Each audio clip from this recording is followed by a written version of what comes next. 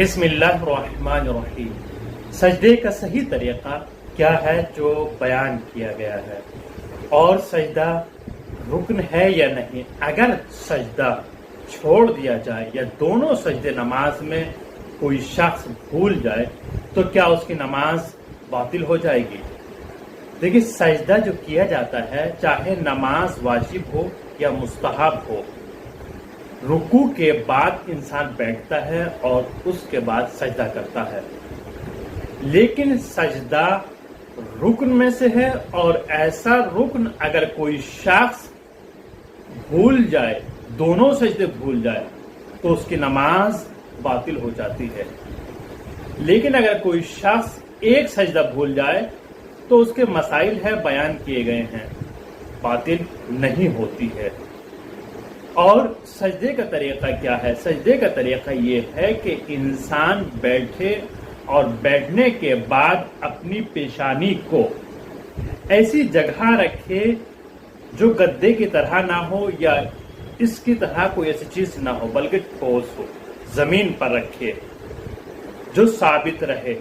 جن چیزوں پر سجدہ کیا جاتا ہے اس میں سے کوئی ایک چیز پر سجدہ کرے۔ سجدے میں سب سے پہلے پیشانی کو رکھے گا، اور یہ دونوں ہاتھ کی ہتھیلیاں، انگلیاں نہیں بلکہ دونوں ہاتھ کی ہتھیلیاں، یہ دونوں سجدے میں رکھے گا۔ اسی طریقے سے دونوں پیر کے گھٹنے اور دونوں پیر کے انگوٹھے وہ بھی سجدے میں رکھے گا۔ ایسا نہ پورا پیر ایسے موڑ کے رکھ لیا جائے، بلکہ یہ انگوٹھے جو ہوتے ہیں یہ اس طرح کھڑے رہیں گے۔ دونوں پیر کے انگوٹھے، دونوں گھٹنے اور دونوں یہ ہتھیلیاں اور یہ پیشانی، یہ 7 چیزیں سجدے میں واجب ہے۔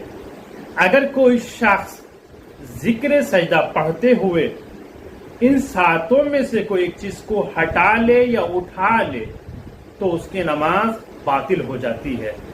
یہ سجدے میں واجب ہے، اور سجدے کے مسائل اور بھی تفصیلی بیان کیے گئے ہیں، انشاءاللہ دوسری ویڈیو میں بیان کیے جائیں گے۔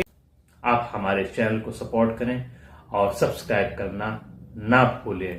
ہم سب کی ذمہ داری ہے، اس پیغام کو نشر کریں اور دوستوں تک ضرور پہنچائیے گا۔